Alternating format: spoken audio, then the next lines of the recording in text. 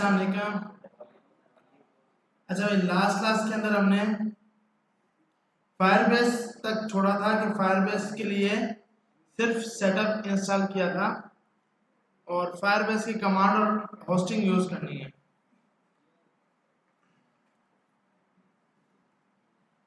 अच्छा भाई, तो फायरबेस के लिए हमें सबसे पहले तो पता होना चाहिए भाई फायरबेस क्या है। फायरबेस हम एक गूगल का प्रोडक्ट है जो कि हम मार्केट में इजीली यूज कर रहे हैं। इसको दो स्टूडेंट्स ने बनाया था, उनका FYP था, तो बाद में उसने गूगल ने इसको सिंपल परचेस किया और 20% एज अ पार्टनरशिप के लिए गूगल ने बोला कि हम आपको, मतलब मिसाल के तौर पे अगर ये $1000 का था, एक तो $1000 उनको दिए, दूसरा 20% की पार्टनरशिप के साथ रखा हुआ है कि जब तक वो ये फायरबेस रहेगा तब तक वो 20% डिस्काउंट यहाँ से लेते रहेंगे, मतलब उनको अमाउंट मिलेगा ही मिलेगा। ये जिन लोगों ने बनाया था, दो स्टूडेंट थे FYP 2011 के अंदर, क्योंकि हमारे तो FYP क्या होंगे, लर्निंग मैनेजमेंट सिस्टम, ये छोटा छोटा सॉफ्टवेयर वो भी खुद नहीं बनाए, यूनिवर्सिटी ने सिखाया नहीं है, वो भी किसी और से बनवाने हैं। तो 2011 के अंदर मार्केट के अंदर ये लॉन्च हो गया था और आप इसमें मल्टीपल सर्विसेज यूज कर लेते हो। सबसे पहली जो सर्विस अभी हम यूज करेंगे वो है होस्टिंग, कि आप इजीली अपनी वेबसाइट को लाइव कर सकते हो। दूसरा सर्विस जो ये आपको प्रोवाइड करेगा डेटाबेस, कि आप अपने यूजर्स के यूजर के ऑर्डर की हिस्ट्री, चैट की हिस्ट्री, सबका डेटा स्टोर कर सकते हो।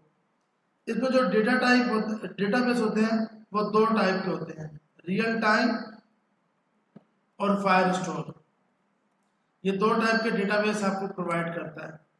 और ऑथेंटिकेशन, कि आपको जब ऑथेंटिकेशन लगानी हो तो भी ये आपको प्रोवाइड करता है। अक्सर आप देखते हो गूगल साइन अप का पॉपअप आता है, एक सिंपल बटन आता है साइन अप विद गूगल, उस पर क्लिक करते हैं तो एक गूगल का पॉपअप ओपन होता है, वो आपका अकाउंट डायरेक्ट वहीं से कनेक्ट हो जाता है। या फेसबुक का हो गया या फिर लिंक्डइन का हो गया, तो ये सब ऑप्शन आपको फायरबेस का ऑथ प्रोवाइड करेगा। जब आप जावास्क्रिप्ट के साथ ऑथेंटिकेशन को करेंगे तो ये सब के सब मेथड यूज करेंगे। तो ऑथेंटिकेशन से मुराद यूजर का डेटा स्टोर करना, उसका ईमेल, उसका पासवर्ड वगैरह, ये सब आप ऑथेंटिकेशन में स्टोर कर सकते हो। इसके बाद इससे पहले स्टोरेज थी फ्री, अब इन्होंने ये फ्री से हटाकर इसको कर दिया है कि आप हमें पैकेज सब्सक्राइब करोगे तो आप स्टोरेज यूज कर सकते हो। तो स्टोरेज के लिए हम जो आगे जाके यूज करेंगे वो यूज करेंगे क्लाउडनरी, जो कि फ्री है, क्योंकि हम हर चीज फ्री में यूज करेंगे। डॉलर तो जब आएगा तब कमाएंगे और तब का सीन है ना भाई। अभी स्टार्टिंग के अंदर इससे पहले स्टोरेज जो था वो फ्री में दे रहे थे ये फायरबेस, क्योंकि अब फायरबेस ने भी तो कमाना है ना। तो फायरबेस ने अब स्टोरेज को परचेज कर दिया कि आप पहले हमारा अकाउंट परचेज करो, उसके बाद इसकी सर्विस यूज कर सकते हो। उसके बाद आप अक्सर मोबाइल्स में एड्स देखते हो, किसी भी ऐप के अंदर या वेबसाइट के अंदर ऐड लगाने के लिए आप फायरबेस की सर्विस को यूज कर सकते हो, जिसका इसमें नाम है एडमोड के नाम से। उसके बाद आप इससे फायरबेस से और कौन सी सर्विस ले सकते हो, और आपके पास अगर आप मशीन लर्निंग का डेटा स्टोर कर रहे हो या डीप लर्निंग पे काम कर रहे हो तो ये सब डेटा भी आप स्टोर कर सकते हो। डेटा साइंस पे काम कर रहे हो तो भी आप फायरबेस को यूज कर सकते हो एज अ डेटा मैनिपुलेशन कराने के लिए। मतलब मेरा ग्राफ शो हो, मल्टीपल ग्राफ किस तरह शो हो, इसमें आता है एनालिटिक्स, ये भी आप इजीली फायरबेस के जरिए कर सकते हो कि इस महीने में मेरी वेबसाइट पे कितने लोग आए, किस किस ने वेबसाइट को यूज किया, ये सब आपको फायरबेस ट्रैक करा के देगा। तो ये सब हम सर्विस बात कर रहे थे कि भाई फायरबेस हमें इतनी ज्यादा सर्विसेज प्रोवाइड करता है।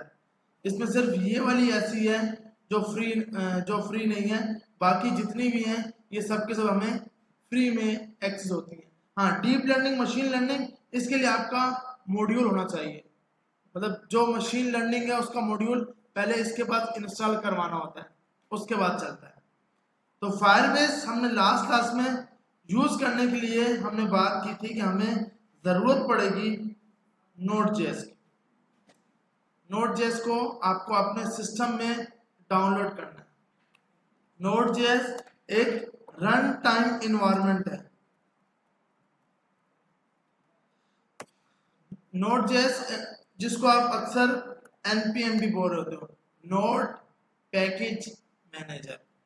ये नोड के जितने भी पैकेज होंगे उन सबको मैनेज करने के लिए आप npm यूज करते हो। इसमें दो टाइप की मल्टीपल कमांड्स होती हैं, एक होती है npm, एक npx। ये दो कमांड हम यूज कर रहे होंगे। npm होती है नोड पैकेज मैनेजर, ये होती है नोड पैकेज एग्जीक्यूटेबल। एक्स का मतलब क्या, एग्जीक्यूटेबल के। जब भी आप रेक पे काम करना हम स्टार्ट करेंगे तो हम npx को क्रिएट करेंगे, नोड पैकेज एग्जीक्यूटेबल। npm होता है नोड पैकेज मैनेजर और npx होता है नोड पैकेज एग्जीक्यूटेबल। अच्छा, फर्क क्या दोनों में भाई? ये मल्टीपल पैकेजेस बने हुए हैं उसको आपके पास यूज करवाता है। दूसरा होता है npx, नोड पैकेज एग्जीक्यूटेबल, के मतलब आप रेक की ऐप बनानी है, रेक नेटिव की बनानी है, मतलब कोई जब प्रोजेक्ट क्रिएशन के लिए, इसको आप ये याद रख सकते हो कि जब भी हमें कोई रेक का, रेक नेटिव का, नेक्स्ट का, नेक्स्ट जेएस का कोई प्रोजेक्ट जब हमें क्रिएट करना हो तो हम इस चीज को यूज करेंगे, node package executable. Node package हमें मैनेजर तब यूज करना है जब हमें डिपेंडेंसी इंस्टॉल करनी हो। जैसे मुझे अपने ऐप के अंदर ओटीपी वाले बॉक्स बनाने हैं। अक्सर होता है ना, आप अगर इजी पैसा ओपन करते हो तो ओटीपी के एक बॉक्सेस बने हुए हैं, वो पूरा एक पैकेज होता है। तो वो एक पैकेज जो एक चीज जो है वो आएगी npm से। पैकेज मतलब एक चीज का पैकेज बना के रख दिया है, उसके लिए आप npm को यूज करते हो। npx होता है नोड पैकेज एग्जीक्यूटेबल, कि नोड के पैकेज को एग्जीक्यूट करेगा। अगर किसी के ऊपर से ये बात जा रही है पत्नी क्या बता रहे हैं, ठीक है, आपने याद रखना है npm जो एक सिर्फ जो आपके पास पैकेज होगा उसको इंस्टॉल करवाएगा, उसको यूज करेगा।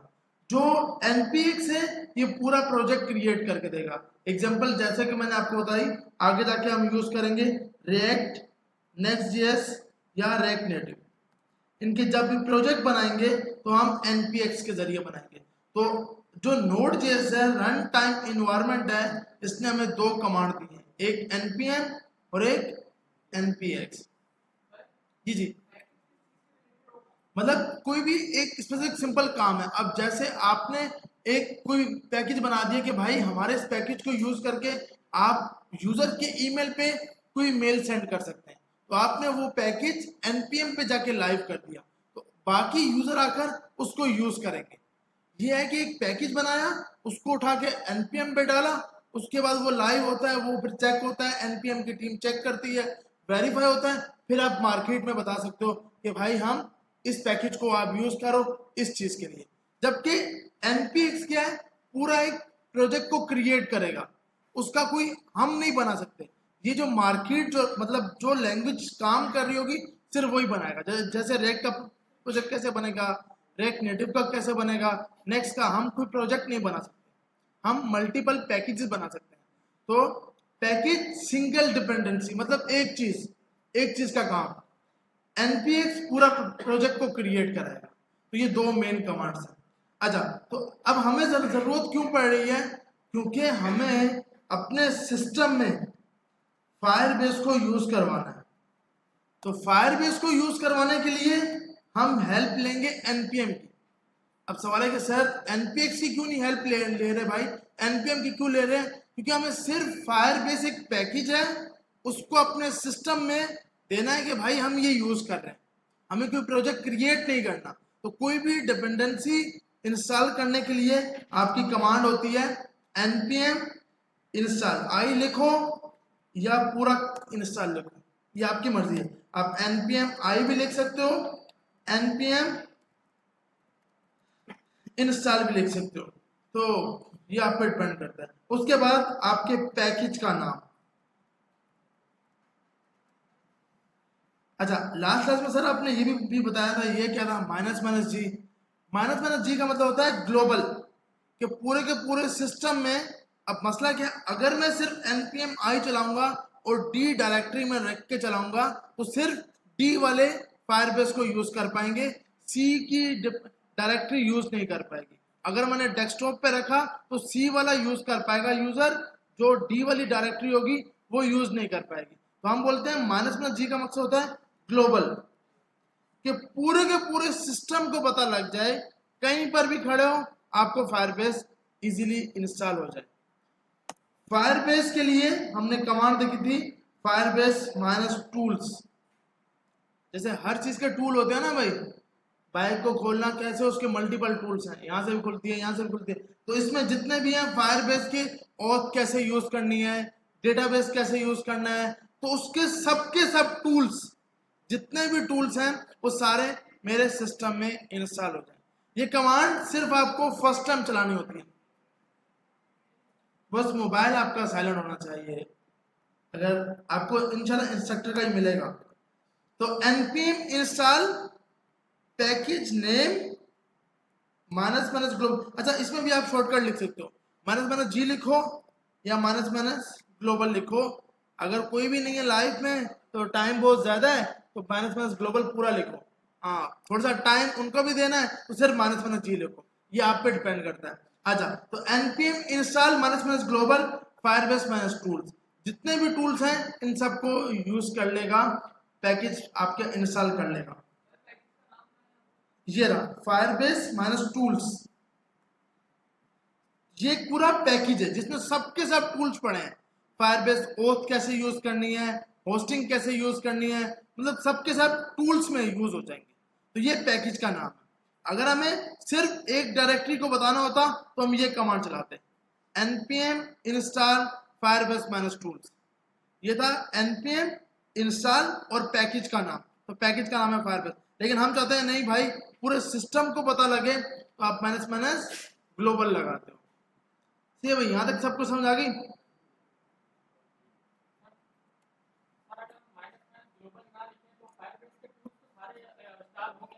हाँ, लेकिन जिस डायरेक्टरी में खड़े थे सिर्फ उसको एक्सेस होगा, बाकी बाहर की डायरेक्टरी किसी का एक्सेस नहीं होगा। तो फिर आपको फिर से चलाना पड़ेगा। अगर आप चाहते हो भाई एक बार कर दे पूरे सिस्टम को पता लग जाए तो माइनस माइनस ग्लोबल लगा दो। वो आज आपकी फर्स्ट क्लास है, इससे पहले क्लास में आ रहे थे? नहीं, आपसे आगे वाले से। अच्छा, तो क्योंकि मैंने देखा ना स्पेशन से, हाँ, कि कुछ पत्नी क्या चल रहा है इसलिए। अच्छा, npm install minus minus install Firebase minus tool, तो ये कमांड आप चलाओगे। अब लास्ट क्लास में मैंने आपको बताया था कि आपको Node.js इंस्टॉल करना है, तो आप सिंपल अपनी वेबसाइट पे गए, आपने सर्च किया होगा Node.js डाउनलोड फॉर विंडो। तो सबसे पहले हमारे पे ये आ जाएगा, इस पे आप क्लिक करोगे। क्लिक करने के बाद आपके पास यहाँ पे कोई वर्जन है।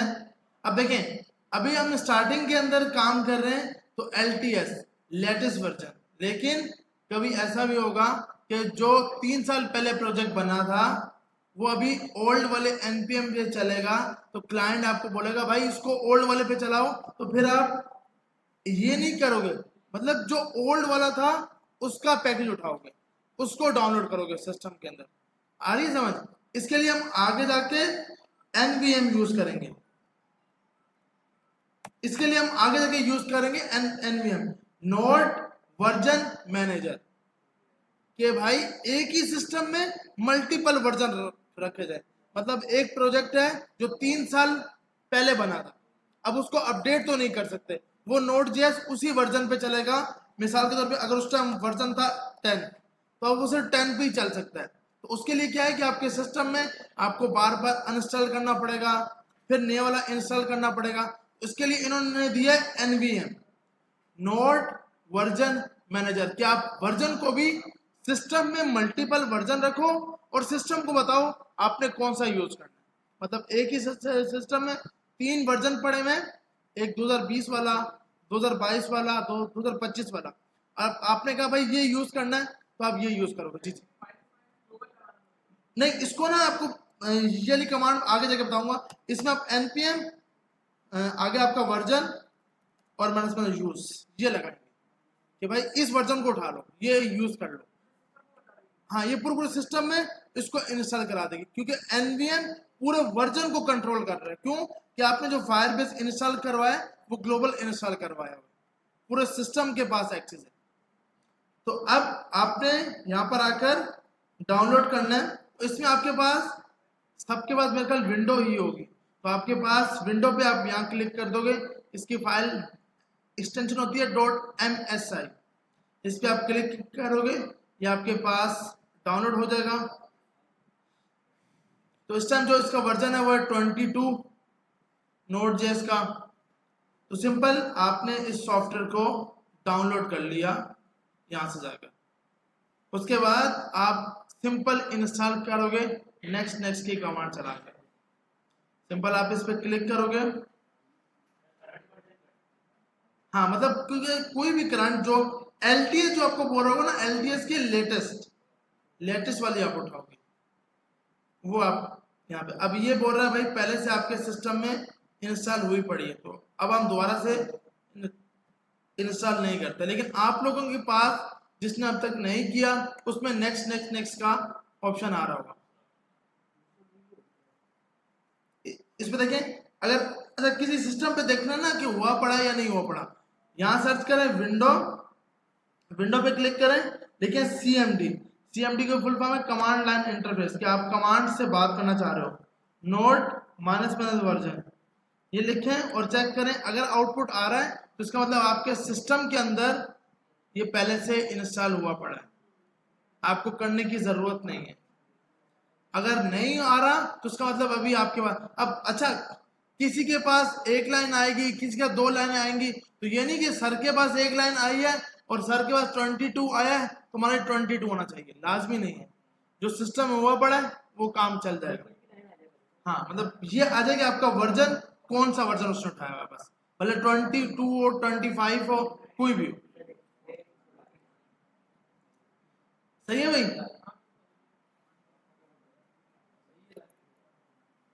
अच्छा, अब जैसे अगर किसी के पास आएगा नोट इज नॉट रिकॉग्नाइज्ड, तो उसका मतलब कि आपके सिस्टम में अभी तक इंस्टॉल नहीं है, आपको करना पड़ेगा। जिसके पास ये एरर आ रहा है, जैसे कि स्क्रीन पे हमारे पास आ रहा है कि Node.js note is not recognised, इसका मतलब आपका सिस्टम में अभी तक Node.js इंस्टॉल नहीं है।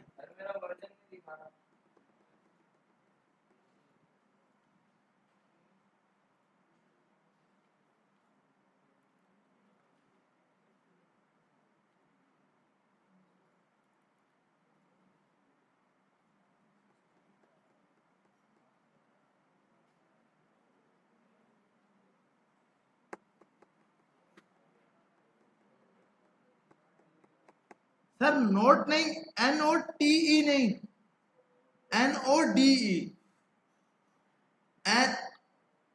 कोई है जो कि लिख रहा है NOTE नहीं लिखना, NODE। हाँ, उसके बाद आपको वर्जन पता लग जाएगा, आपको पता लग गया होगा। उसके बाद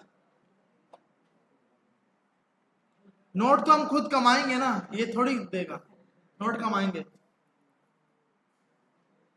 अच्छा, अब सबसे बड़ी बात कि भाई हम इस पे क्यों आए हैं, इस पे क्यों यूज करना है।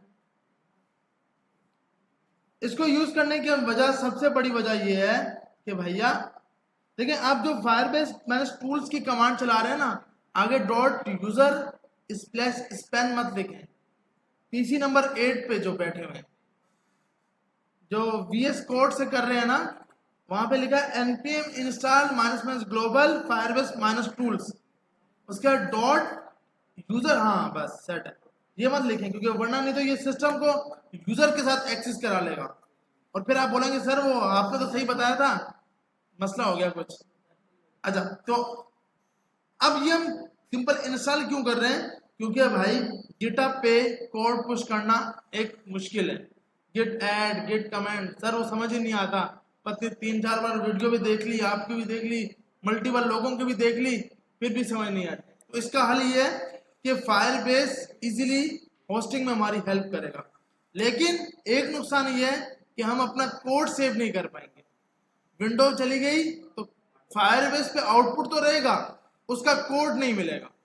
कोड अपलोड करने के लिए गिटहब ही है, या आगे जाके हम गिट लैब देखेंगे।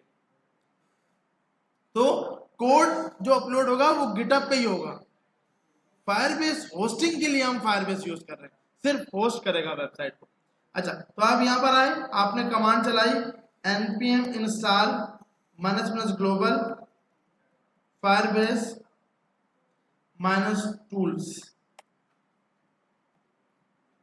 तो ये आपके पास आपके सिस्टम के अंदर इंस्टॉल करवा देगा फायरबेस -tools को।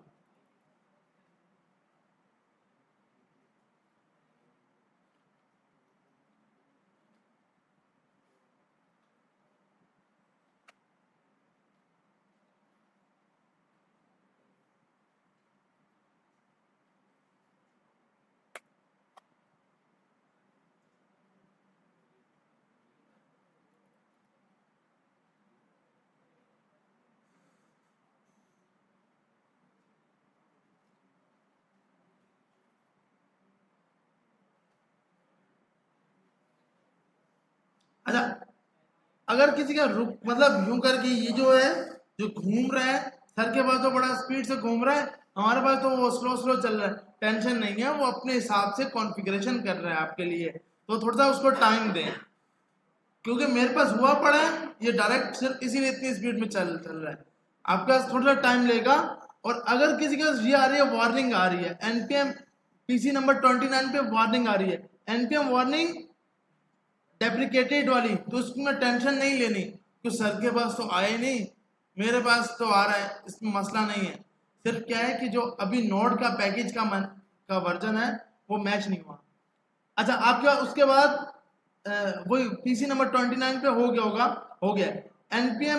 ये जो लिखा हुआ आ रहा है, इसका मतलब इसने 717 पैकेज इंस्टॉल करवाया। अच्छा, वही लाइन जो आपके पास आ रही थी वही मेरे पास भी आ रही है, तो टेंशन तो लेनी नहीं है।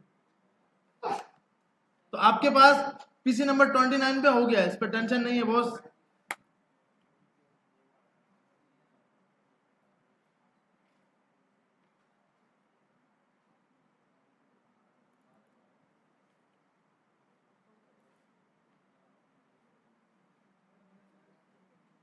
सही है।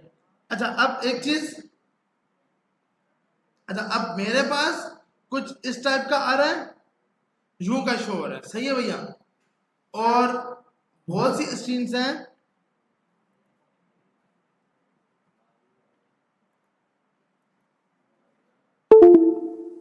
जिनके पास कुछ इस टाइप का आ रहा है। अगर इस टाइप का किसी के पास आ रहा है ना, तो टेंशन नहीं है। अगर किसी का ये रेड लिखा हुआ आया, तो आपके पास बस ये लिखा हुआ आना चाहिए कि आपके पास इतने पैकेज इसने इंस्टॉल कर लिए। अगर किसी के पास ये लिखा हुआ आ गया, तो इसका मतलब आपके सिस्टम में इंस्टॉल हो चुका है। तो कहीं पे 3 लाइनें देगा, कहीं पे 5 देगा, कहीं पे ज्यादा देगा, तो इसमें टेंशन नहीं लेनी।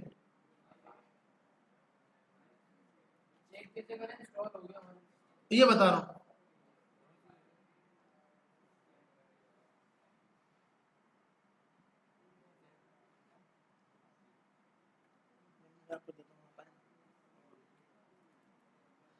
अच्छा, अगर आपके पास किसी के पास ये एरर आ रहा है, तो ये एरर है। अब यहाँ मसला क्या है आप बताएंगे। यहाँ पे कोई इशू किया है इन्होंने, जिसकी वजह से इसको इशू हुआ है, या टूल्स में एस नहीं लगाया। बस पीसी नंबर 44 पे जो बैठा हुआ है, इस भाई का एरर आया है। ये क्यों कि आपने टूल्स, देखिए स्पेलिंग जो है ना, ये लाजमी याद रखनी है। npm install -global firebase -tools।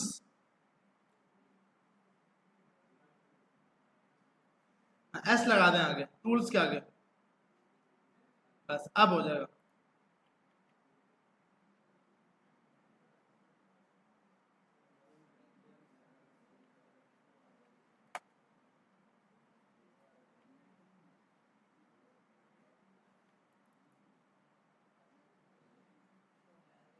अब देखें यहाँ पर इसने सेम वही का वही दिया है कि मतलब यहाँ पे हो गया।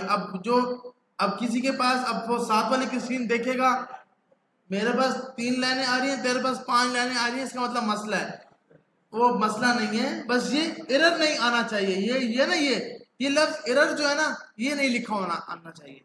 अगर एरर लिखा हो आएगा तो उसने नहीं किया। एरर अगर नहीं लिखा हो आया, यहाँ पे जैसे आपने ये कमांड चलाई तो उसने कोई एरर नहीं लिखा, कहीं पे यहाँ पे एरर लिखा है इसने नहीं लिखा, तो इसका मतलब आपने काम बिल्कुल सही करके किया है।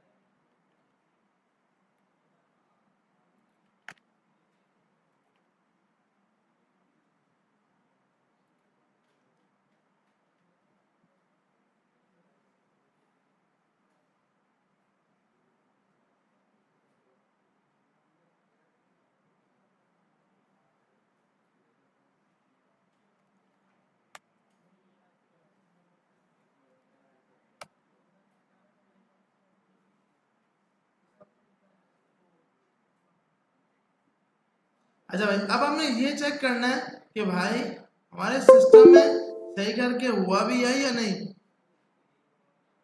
तो ये कमांड चलाने के लिए आप कमांड चलाओगे Firebase login, Firebase login. Firebase की spelling FIRE base space login. ये लिखने के बाद आप इंटर प्रेस कर दोगे। इंटर प्रेस करने के बाद आपके पास ये एक लिंक देगा।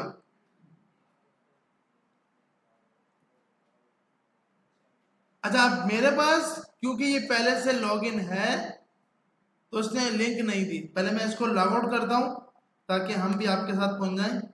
मैंने फायरबेस लॉग आउट लगाया,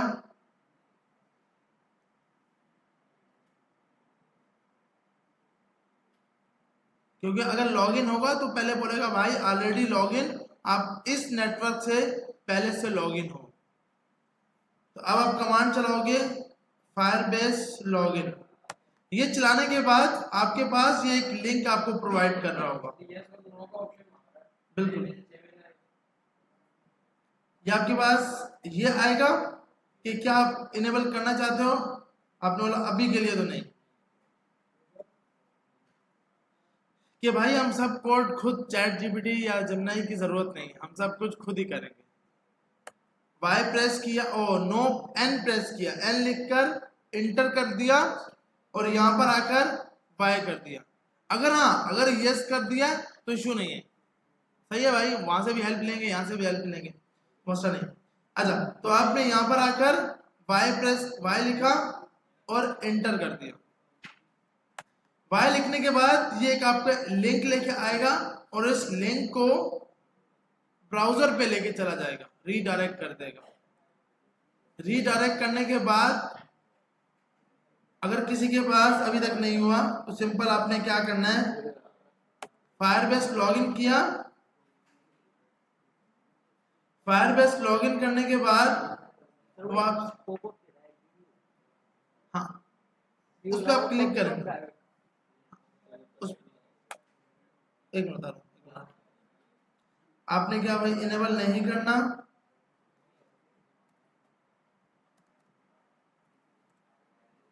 यस किया। जैसे ही यस करते हैं तो आपके पास ये डायरेक्ट इस पॉपअप साइन इन पे चला जाता है कि आप अपना अकाउंट लॉगिन करें। तो आपके पास जो भी जीमेल अकाउंट है वो आपको यहाँ लगाना होगा। एक मिनट, आपका पीसी नंबर, एक हाँ इसको या तो अलाउ कर दो।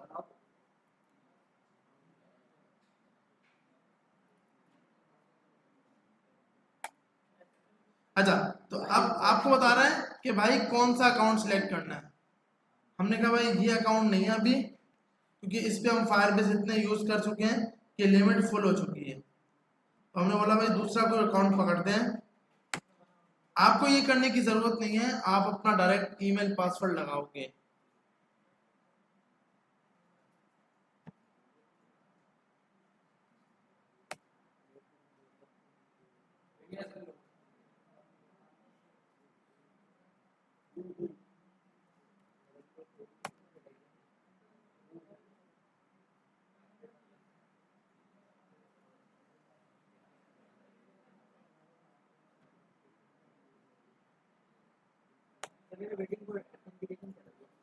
हाँ नहीं, यहाँ पर बेचारा वो वेटिंग भी रहेगा, इधर तो वेटिंग भी रहेगा जब तक आप वहां से कोई आउटपुट उसको नहीं दोगे, तो ये तो वेटिंग भी रहेगा। उसके बाद आप यहाँ पर आकर आपने अपना अकाउंट सिलेक्ट कर लिया, जो भी आपका अकाउंट था वो आपने सिलेक्ट कर लिया। फिर आपसे बोलेगा कि क्या भाई आप इसको अलाउ करना चाहते हो, आपने बोला हाँ भाई कंटिन्यू कर दो। आपके पास ईमेल पासवर्ड पूछ रहा होगा, कौन सा ईमेल पासवर्ड लगाना सर? कोई भी जीमेल का अकाउंट आपका वो आप एक्सेस करा सकते हो डायरेक्ट। तो आपने कंटिन्यू किया, कंटिन्यू करने के बाद फिर आपसे बोल रहा है कि भाई क्या आपको यकीन है, ट्रस्ट है?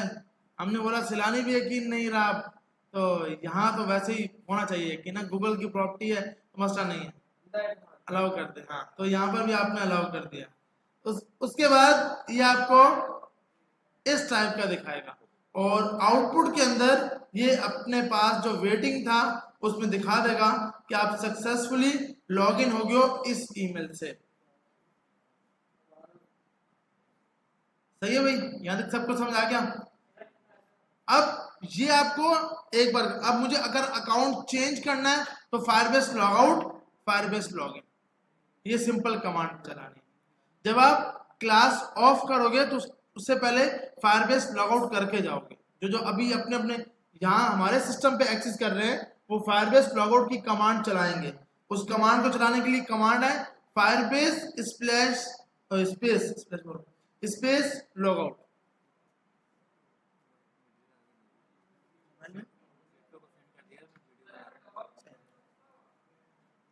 लॉगआउट को, हाँ अगर देखिए लॉगआउट ना करें, क्या पता दूसरा कोई बंदा आए और वो आपके अकाउंट से कुछ पुश कर रहा हो, फिर आप कल आके बोलो सर हमने तो कुछ नहीं पुश किया, ये खराब हो गया, ये कोई मसला आ गया। तो उस चीज से बचने के लिए आपको बता रहा हूँ। हाँ आपको यकीन है कि आपका पासवर्ड ऐसा है या टू फैक्टर ऑथेंटिकेशन लगाई है तो आप इजीली लगा सकते हो।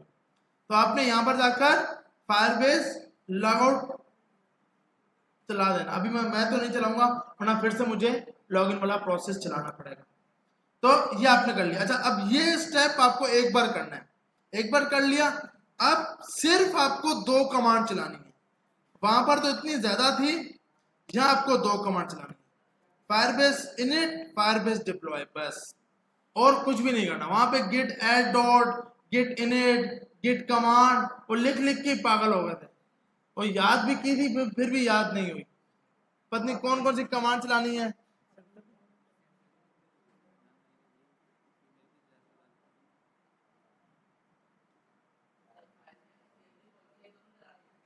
हाँ एक मिनट बता रहा हूँ, इसका बता रहा हूँ कि आपने कैसे करना है।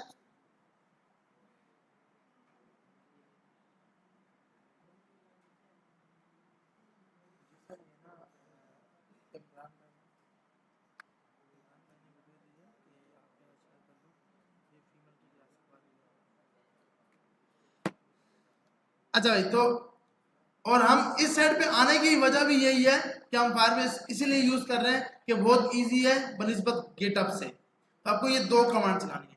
अब मिसाल के तौर पर आपने कहीं पर भी अपना कोड रखा हुआ है, जैसे मेरा कोड डी के अंदर पड़ा हुआ है, डी के अंदर जो हमने लास्ट क्लास में काम किया था, वेबसाइट में जाते हैं, सीएसएस का कोई फोल्डर होगा, यहाँ पर गए सीएसएस में,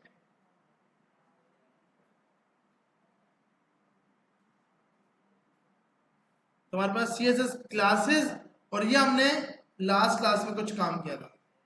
अब हम चाहते हैं कि ये कोड अपलोड करना है, इस कोड को लाइव करना है, कि हम फायरबेस पर इसको लाइव कर लें जो हमने लास्ट क्लास में काम किया था। ऐसे है ना भी लास्ट क्लास में हमने यही कुछ ट्राई किया था, कार्ड्स वगैरह और सीएसएस वगैरह को सेट किया था। अब आपने अपने फोल्डर में आकर CMD ओपन करना है, जिस फोल्डर को अपलोड करना है फायरबेस के ऊपर।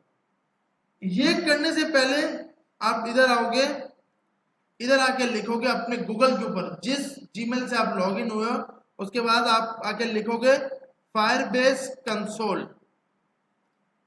फायरबेस स्पेस कंसोल, तो आपके पास ये कंसोल ला कर दे देगा। अभी तक आप सबके पास कोई भी अकाउंट लॉगिन नहीं होगा, तो आपके पास यहाँ पर कुछ भी नहीं दिखाएगा। और जैसे कि मैंने आपको बताया कि इसकी एक लिमिट होती है कि आप एक अकाउंट से कितने प्रोजेक्ट क्रिएट कर सकते हो। अब जैसे ये वाला मेरा अकाउंट था, इसमें क्योंकि फुल हो गया, तो अब आपने एक शॉर्टकट, क्योंकि पाकिस्तानी है, किसी क्लाइंट का या कोई नया जीमेल बनाया, उसको यूज किया, तो ये आपके पास इसने 53 प्रोजेक्ट दिए। अब इन्होंने लिमिट कम कर दी है, 50 से कम की लिमिट कर दी है। क्यों? कि यूजर ज्यादा होंगे तो लिमिट तो कम करेंगे, तो इसलिए अभी आप 20 प्रोजेक्ट एक अकाउंट पे बना सकते हो, 20 प्रोजेक्ट बना सकते हो। गिटहब पे लिमिट नहीं, इस पे है आपके पास। तो इसलिए अब जब आप नया बनाने जा रहे हो, तो वो आपको बोल रहा है कि भाई आप लिमिट रीच कर चुके हो, आप अकाउंट नहीं बना सकते, और प्रोजेक्ट नहीं क्रिएट कर सकते। तो आपने बोला ठीक है, हम इसीलिए हमने इस ब्राउजर पे ओपन किया, क्योंकि यहाँ पर तो सिर्फ हैं कितने, 3 बने हैं। तो आप यहाँ पर आए, आपके पास कुछ इस टाइप का ऑप्शन आ रहा होगा, क्रिएट अ न्यू प्रोजेक्ट। इस पे क्लिक किया, सबसे पहले आपसे प्रोजेक्ट का नाम पूछेगा, आपने नाम दे दिया। अच्छा, अगर किसी के पास यूं इस टाइप का आ रहा है ना, तो सबसे ऊपर आएगा गो टू कंसोल।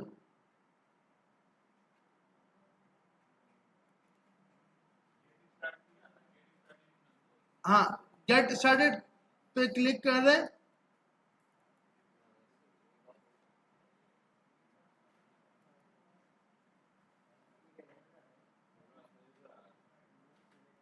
बस हम तो बहुत आगे पहुंच गए ना, इनिट भी चला दिया हमने। तो मैंने इनिट थोड़ी चलाया है। अब फायरबेस इनिट तो मैंने सर यहाँ बताया है कि ये 2 कमांड चलाएंगे, चलाई तो नहीं है ना मैंने। हम आगे जाएंगे तो यही होगा सर। नहीं, भागे लाजमी, लेकिन अभी नहीं ना यार, अभी तो आपके। अच्छा, अब सबके पास लिखा आ रहा है get start with Firebase project. तो आप जैसे ही यहाँ पे जाएंगे, तो सबसे पहले आपसे प्रोजेक्ट का नाम पूछेगा। जैसे कि मैंने एक वेबसाइट दी थी, क्योंकि मैंने अभी एक किसी ने नाम ये रखा था, तो हम भी यही नाम रख देते हैं, 14 अगस्त 1947 लैंडिंग पेज। कोई बड़ा नाम रख सकते हो, कुछ भी नाम रख सकते हो, लेकिन क्या है कि ऐसा नाम रखो कि आपको याद रहे कि भाई ये किस चीज के लिए बनाया था। सही है भाई? तो आपने इसका नाम इस टाइप का कुछ भी नाम रख दिया, और नीचे आ रहा है कंटिन्यू। कंटिन्यू क्लिक करने के बाद बस नाम लिख भी लें। अच्छा, जिस पीसी पे हम रुके हैं वो तो रुक ही गया है।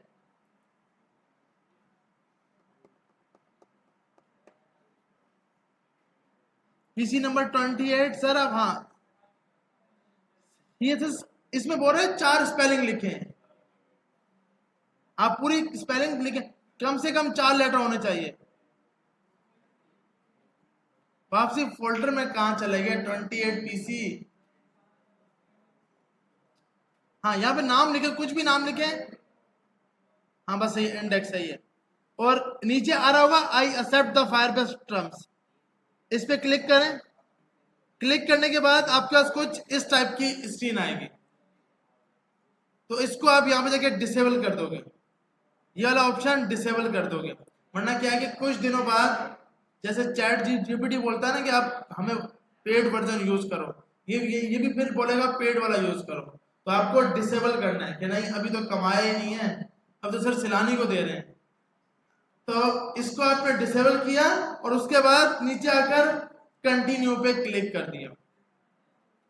कंटिन्यू पे क्लिक करने के बाद कुछ इस टाइप का आएगा।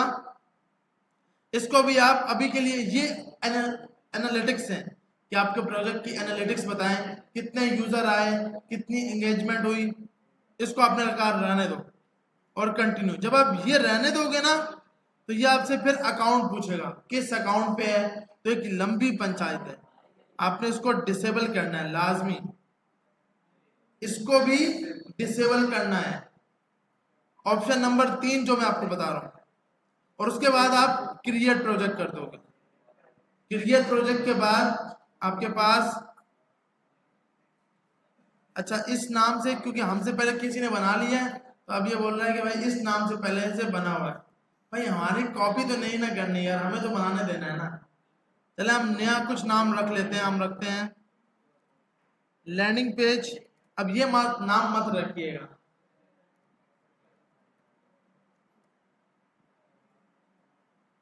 अच्छा उसके बाद इसको आपने डिसेबल किया। हम स्पीड में जाते हैं ताकि फिर से कोई नाम ना रख दे, और इसको भी डिसेबल किया और हमने क्रिएट पे क्लिक कर दिया। तो क्रिएट करने के बाद ये आपके पास कुछ इस टाइप का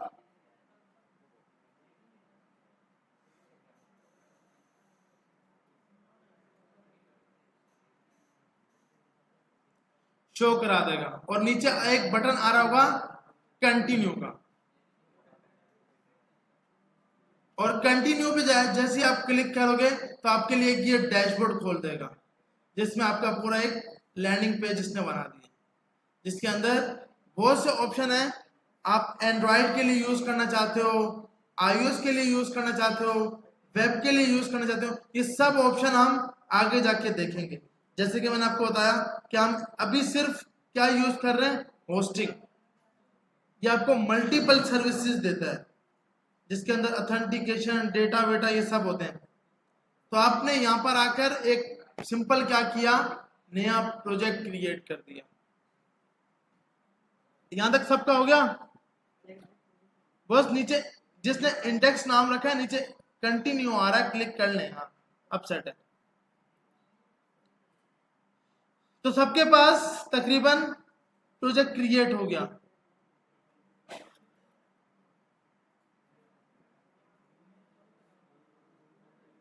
बस पीसी नंबर हमारे पास है, एनपीएम को लॉगिन नहीं करना, आप एनपीएम लॉगिन कर रहे हैं।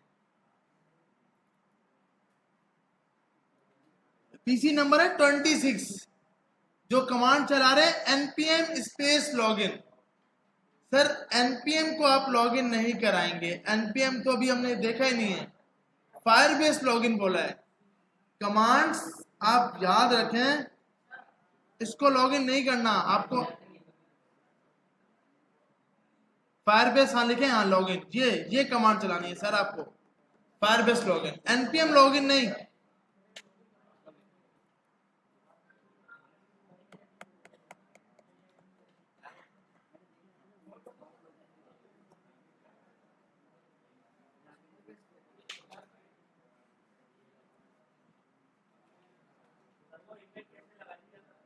कौन सा? हाँ तो अपना ईमेल पासवर्ड लगाएंगे ना, मतलब जीमेल वाले पे अपना ईमेल लगाएं और कंटिन्यू करें और पासवर्ड लगा दें।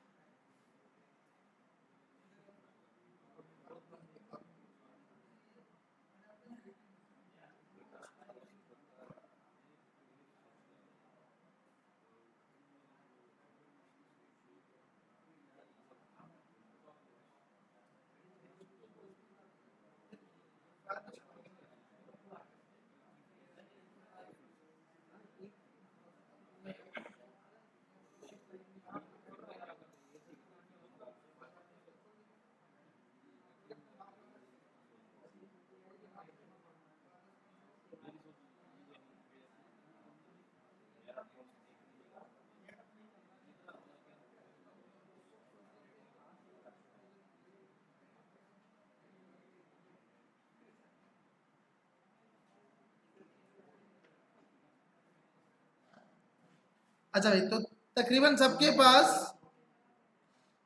जो जो इश्यूज थे वो रिजॉल्व हो गए। और अगर अभी भी किसी के पास कोई मसला है तो बुला के पूछ सकता है भाई। अब जो लोग अभी अपना पासवर्ड क्रिएट कर रहे हैं, क्रिएट अ स्ट्रॉन्ग पासवर्ड, तो बॉस अभी बनाने का टाइम नहीं है। ये अभी बनाएंगे ना तो हम फिर यहाँ मैं सिर्फ ये अकाउंट ही बनवाता रह जाऊंगा, फिर ये कोर्स ही नहीं होगा। तो अगर आपके पास नहीं हुआ तो आप सिर्फ अभी देख लो और फिर इसको जाकर ट्राई करना। अभी यहाँ पे पासवर्ड बनाओगे, साथ वाले देख रहे हैं, फिर वो कहीं सेव ना कर लें और फिर मसला हो जाए। अच्छा, तो यहाँ पर आकर आपके पास ये लॉगिन हो गया। उसके बाद आपने सेकंड स्टेप ये किया कि यहाँ पर आकर अपना एक प्रोजेक्ट क्रिएट कर लिया। तो जैसे गिटहब के ऊपर रिपोजिटरी क्रिएट हो रही थी, रेपो क्रिएट हो रही थी, इसी तरह फायरबेस के ऊपर प्रोजेक्ट क्रिएट होंगे मल्टीपल। जितने भी प्रोजेक्ट होंगे उनकी लिस्ट आप यहाँ जाके देख सकते हो। यहाँ जाओगे जितने भी होंगे, अभी इसके पास 4 हैं, आपके पास एक ही दिखा रहा होगा। तो ये कहाँ से आया, इस पर क्लिक किया है ड्रॉप डाउन के ऊपर जो सबसे ऊपर आ रहा है। सर ये तो हमारे पास आ ही नहीं रहा, ये कैसे आएगा? प्रोजेक्ट सेटिंग पे पहले क्लिक करो, राइट क्लिक पे एक आइकन है सेटिंग का, इस पे क्लिक करो तो ये आपको यहाँ ले आएगा और फिर आपके पास यहाँ पे जितनी भी लिस्ट होगी वो आपको दिखा देगा। सही है भाई, सबके पास यहाँ तक हो गया होगा। तो अभी हमारे पास, हम यहाँ पर गए, यहाँ पर जाने के बाद अब मुझे इस कोड को पुश करना है। ये जो कोड था इन 3 फाइलों को अपलोड करना है। इसमें भी वही रूल है कि पहली फाइल का नाम इंडेक्स होना चाहिए, इंडेक्स नहीं होगा तो होस्टिंग नहीं होगी। सही है भाई, तो आप इधर आए, सबसे पहले आप सबसे रिक्वेस्ट है पहले ये स्टेप देख लें ताकि इशू ना हो। अब मैं गिट, जहां गिट इनिट करता था ना, अब ये नहीं करना, अब फायरबेस इनिट करना है। दोनों का उसका भी यही काम था कि गिट को इनिशियलाइज करवा दो, इसका भी यही काम है फायरबेस को इनिशियलाइज करवा दो। तो आपने कमांड चलाई फायरबेस स्पेस इनिट, ये चलाने के बाद आपके पास एक रंग बिरंगा फायरबेस लिखा हुआ गया। इसको रीड करने की जरूरत नहीं है, ये फायरबेस ही लिखा हुआ है। सही है,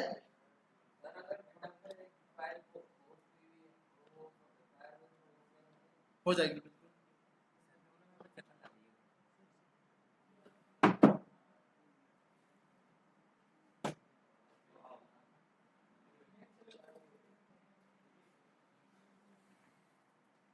लैपटॉप चार्ज लगा लें एक।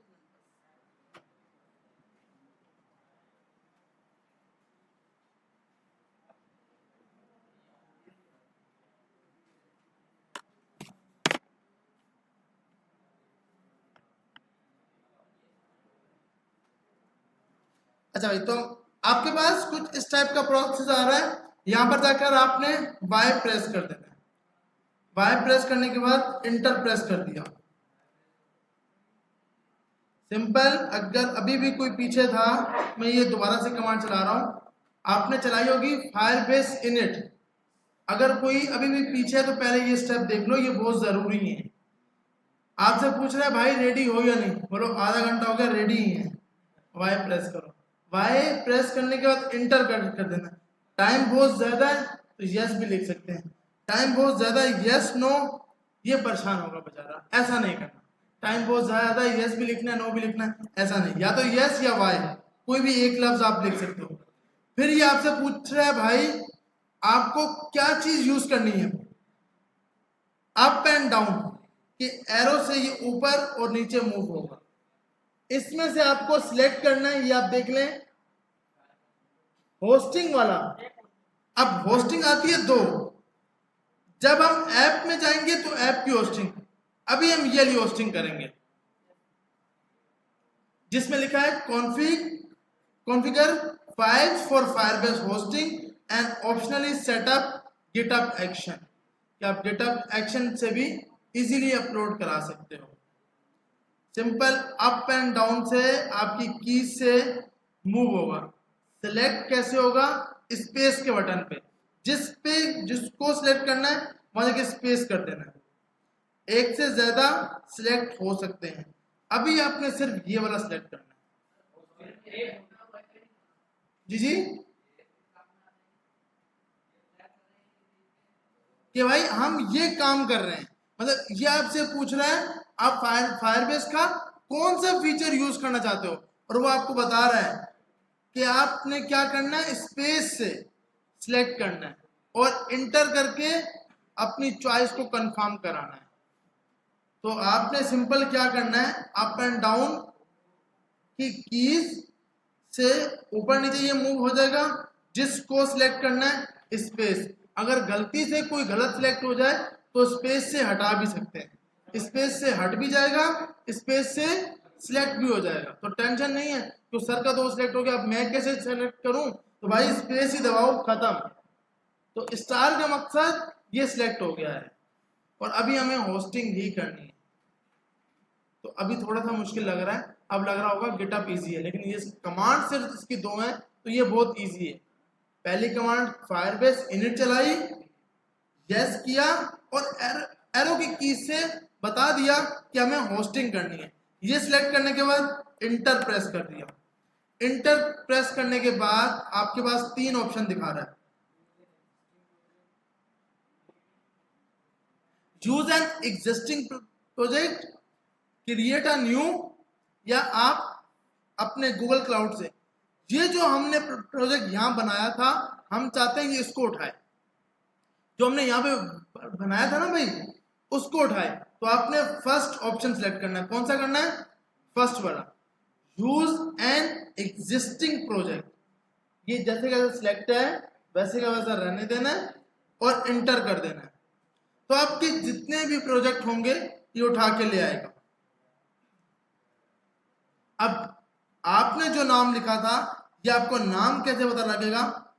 ये आपका प्रोजेक्ट का नाम आ रहा है, लैंडिंग पेज स्पेस -40, ये वाला। तो आपने ये नाम उठाकर उसके हिसाब से रख देना है। बाकी उसके स्मॉल ब्रैकेट में वो पूरा नाम भी लिख रहा है, तो वो नाम भी आप इजीली लिख सकते हो। तो ये आपके पास ये नाम आ रहा है, आपको प्रोजेक्ट की आईडी लैंडिंग -पेज 14। तो ये आपके पास तो अभी सिंगल ही आ रहा होगा। मेरे पास 3 क्यों दिखा रहा है या 4 क्यों दिखा रहा है? क्योंकि मेरे अकाउंट का 4 प्रोजेक्ट बने हुए। आपने ये सिलेक्ट करते वक्त बहुत ख्याल रखना है, क्योंकि अगर आपने जो सिलेक्ट कर लिया वो पिछला सब कुछ हटा देगा, नया उसमें डाल देगा। तो इसलिए ऐसा ना हो कि सर वो पोर्टफोलियो बनाई थी कल तक सही चल रही थी, आज उसमें लैंडिंग पेज जो 14 अगस्त का बनाया था ना वो उठ के आ गया। वो इसलिए कि आपने यहाँ पे गलती कर ली, तो यहाँ पर ख्याल रखना है इस चीज का लाजमी। अभी मुझे कौन से वाले में अपलोड करना है? Landing page 14। ये इसको सिलेक्ट करके इंटर कर दिया। इंटर करने के बाद आपसे बोल रहा है कि आप पब्लिक डायरेक्टरी बनाना चाहते हो? आपने बोला हाँ। टाइम बहुत ज्यादा है तो पूरा पब्लिक लिखो, टाइम नहीं है तो खाली छोड़ दो और इंटर कर दो। एरर क्या आ रहा है? मैंने स्क्रीन बंद कर दी क्योंकि चार्जर लगा दिया है। तो बॉस आपके अकाउंट का अब तक कोई प्रोजेक्ट क्रिएट ही नहीं हुआ, अब तक आपने ये क्रिएट ही नहीं किया। यहाँ जाके ये आपने नहीं ना किया। स्टेप बाय स्टेप चलेंगे ना तब सही रहेगा।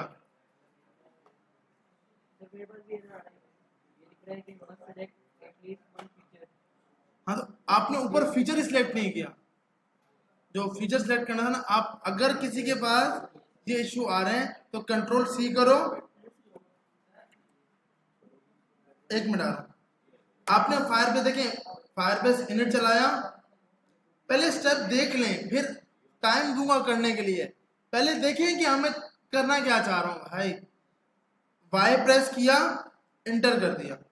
अप एंड डाउन से ये सिलेक्ट नहीं होगा ना और मैं इंटर प्रेस करूंगा तो आपको ये एरर दे रहा होगा। क्यों? क्या मैंने कोई सिलेक्ट ही नहीं किया। वो बोल रहा है भाई खाली फीचर कोई ना हो, कोई ना कोई तो सिलेक्ट करो। तो सिलेक्ट कैसे होगा? मैंने आपको बताया ना भाई, स्पेस से। सर हमारी सुन लेना, ये या तो पीछे बैठे तो नहीं सुननी तो मसला नहीं है।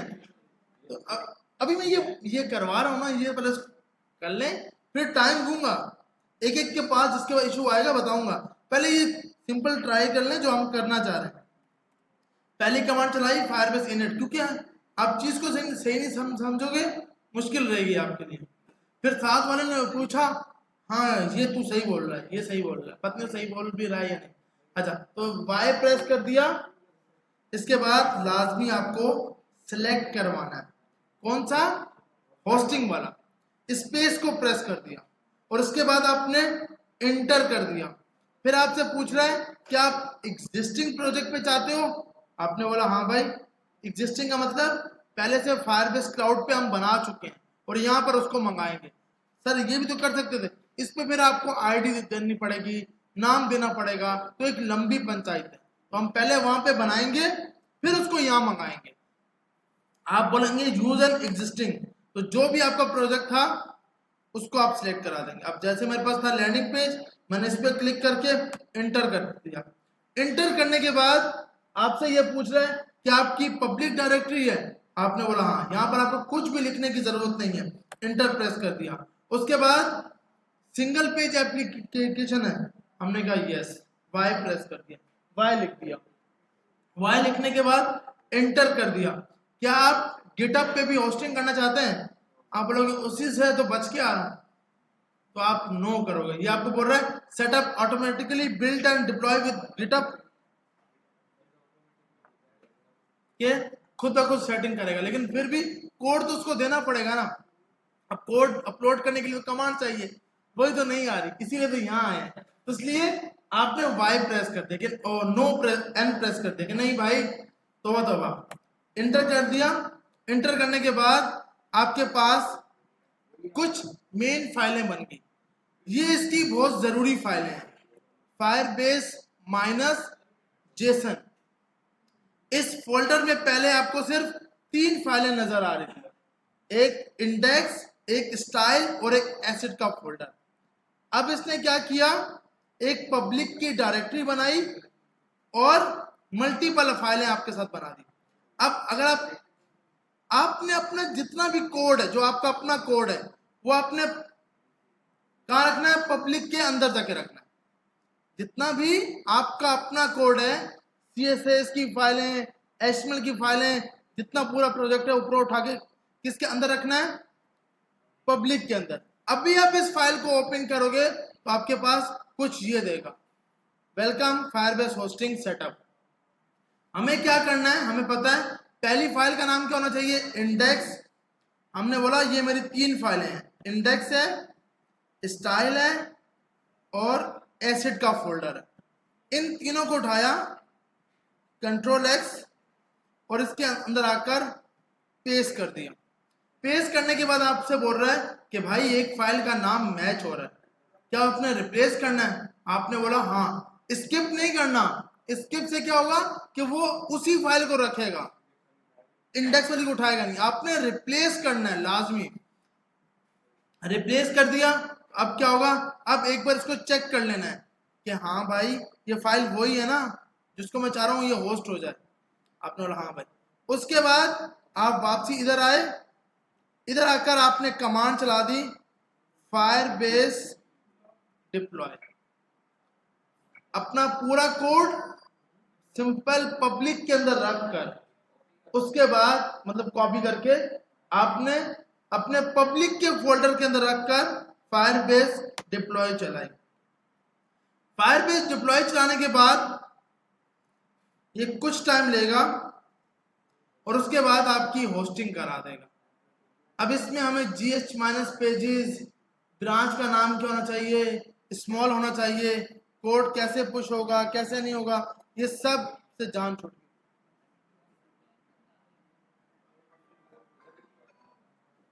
तो उसके बाद हमारे पास एक लिंक आ गई, इसने लिंक तक बता दी कि भाई ये लिंक है। जैसे गिटअप पे जब होस्ट करते थे उसके लास्ट में आता था .github.io, यहां पर आएगा .web.app, इसके एंड पॉइंट में web.app है। अब सवाल है कि सर .com आना चाहिए, वो आपको डोमेन खरीदना पड़ेगा, उसके बाद ही आ सकता है। .com वाला वो किस तरह परचेस करते हैं, रेक में जाके ये भी सीखेंगे कि GoDaddy से हम कैसे परचेस, $1 या $2 का फ्री वाला उठाकर हम उसको परचेस करके देखेंगे, क्योंकि आपने क्लाइंट को सब सर्विस देनी है ताकि कहीं और जाए ना। अच्छा, तो आपने ये कॉपी किया और यहाँ पर आए, यहाँ पर आकर आपने पेस्ट कर दिया। पेस्ट करने के बाद आपने इंटर किया तो आपके पास वही कोड जो था वो लाइव हो गया। सही है भाई। अब क्या है कि अब वही वाला कोड आपके पास सिंपल लाइव हो गया। अब अगर आप लिंक भूल गए, भाई लिंक कहां से आएगी, सिंपल आपने सिर्फ 2 कमांड चलाएंगे। मैं फिर से ऊपर जाता हूं, सबसे पहले कमांड चलाई फायरबेस इनिट, फिर इसने मुझसे पूछा कि आप रेडी हो, आपने बोला हाँ भाई। फिर आपने बताया, सिलेक्ट किया होस्टिंग वाला, कौन सा जिसके अंदर लिखा हुआ है ऑप्शनल, उसको सिलेक्ट किया। फिर आपसे पूछा गया कि आपकी डायरेक्टरी कौन सी होनी चाहिए, आपने बोला जो नाम है वही का वही रहने दो, सिंपल इंटर कर दिया। क्या उसमें इंडेक्स की फाइल होनी चाहिए, आपने बोला यस। क्या गिटहब पे अपलोड होना चाहिए, आपने बोला नो। उसके बाद ये करने के बाद आपके पास एक सेटअप कंप्लीट हो गया और ये लिखा आ गया फायरबेस इनिशियलाइजेशन कंप्लीट। फिर आपने कमांड चलाई जिसका नाम था फायरबेस डिप्लॉय और आपने यहां जाकर फायरबेस डिप्लॉय किया तो आपका ये लिंक आ जाएगी। और अब क्या है कि आप मुझे इसमें फिर से चेंजिंग करनी है। मिसाल के तौर पर आपने कुछ ऊपर जाके कोडिंग में चेंजिंग करनी है, तो आप जो अपना कोड चेंज करोगे वो पब्लिक के फोल्डर के अंदर जो कोड पड़ा है उसमें चेंजिंग करनी है। तो आपका कोड अपलोड होगा जो पब्लिक के अंदर पड़ा है वो वाला। तो आपने यहां पर आके बोला इसमें मुझे एक हेडिंग ऐड करनी अभी के लिए, मैंने कहा H1 होस्टिंग फायरबेस। अब मैंने ये लिखा। अब अगर ये होता गिटअप तो फिर से git init, git add dot, git comment, इसमें ऐसा सीन नहीं है। इसमें सिर्फ और सिर्फ दोबारा से आकर फायरबेस डिप्लॉय। फायरबेस डिप्लॉय कहां पे चलाना है, मेन फोल्डर के अंदर, पब्लिक के अंदर नहीं, पब्लिक से बाहर। पब्लिक के अंदर आपका कोड पड़ा हुआ है, आपने जो फायरबेस डिप्लॉय की कमांड चलानी है वो कहां चलानी है, अपने मेन फोल्डर के अंदर। तो आपके पास ये कोड पुश हो गया। मैं इधर आया, मैंने आकर पेज पे रिफ्रेश किया, मेरी लिंक है, रिफ्रेश किया तो हमारे पास यहाँ पर कोई आउटपुट में चेंजिंग होते हुए नजर आ गई कि अच्छा भाई यहाँ पर क्या है, होस्टिंग फायरबेस। अब क्या है कि सिंपल कुछ कोड चेंज करो, फायरबेस डिप्लॉय कर दो, उसी कोड को वो अपडेट कर देगा। यहां पर आया, मैंने बोला भाई इसमें CSS लगानी है, आपने बोला H1, जैसे आपको यहां पर कोई CSS लगानी है, आप यहां पर आए H1 बैकग्राउंड कलर रेड कर दो, सिंपल ये लाइन लिखी, कमांड। अगर किसी सर ये तो बंद हो गया, तो मसला नहीं है कि भाई CMD बंद हो गया, वो हम दोबारा भी खोल सकते हैं। CMD के वो नहीं भाई, वो जब तक चेंजिंग ना हो तब तक, जब आप चेंज करोगे तब आप अपने मेन फोल्डर में जाओगे। आप इस टाइम कहां पे खड़े हो, पब्लिक के अंदर, आपने पब्लिक में नहीं यहां पे जाइए। क्यों, किसको ये फाइलें चाहिए, ये बहुत जरूरी है, ये इसको बता रही है। अगर मैं ये फाइल ओपन करूं तो ये इसको बता रही है आपने किसका कोड किस तरह अपलोड करना है, ये सारी कमांड्स इसको बता रही है कि भाई डेस्टिनेशन क्या है, क्या चीजें इसको चाहिए, वो सब यहां लिखा हुआ है। तो आपको बाहर आकर अपने मेन फोल्डर में आकर CMD लिखा और सिंपल कमांड चला दी फायरबेस डिप्लॉय। ये करने के बाद थोड़ा टाइम लगाएगा, ये हर बार थोड़ा मतलब, अब गिटहब से ये बहुत इजी है। गिटहब से अब सिर्फ आपने 2 कमांडें चलाई हैं। अब जो npm किया था ना वो सिर्फ एक बार करना है, npm install Firebase manage tools या npm का वर्जन, नोड का वर्जन, वो सिर्फ एक बार चेक कर लिया खत्म। अब हर बार फायरबेस इनिट फायरबेस डिप्लॉय, बस और कुछ भी चलाने की जरूरत नहीं है। आप इधर आए, आपने पेज पे आके रिफ्रेश किया, यहां पर आके हम पेज को रिफ्रेश करते हैं तो हमने यहां पर जो इसका, अब इस पे कलर चेंज नहीं हुआ, यहां पर हमारे पास कलर चेंज नहीं हुआ, तो कंट्रोल शिफ्ट आर अपने कैशे को रीलोड करो। वो इसके कैशे को कभी कभी रीलोड नहीं कर पाता, टेंशन नहीं लेनी कि नहीं हुआ, ये सर के पास तो हो गया था मेरे, सिंपल कंट्रोल शिफ्ट आर, इसका काम क्या है, आपके कैशे को वो रीलोड कर दे। तो आपके पास जो H1 की हेडिंग थी उसने उसके सबके अंदर रेड कलर का बैकग्राउंड सेट करा, सही है भाई। तो अब फायरबेस पे यूज करना बहुत इजी है। बनिस्बत गिटहब को। बता अब आप लोग ट्राई करें, जिसके बाद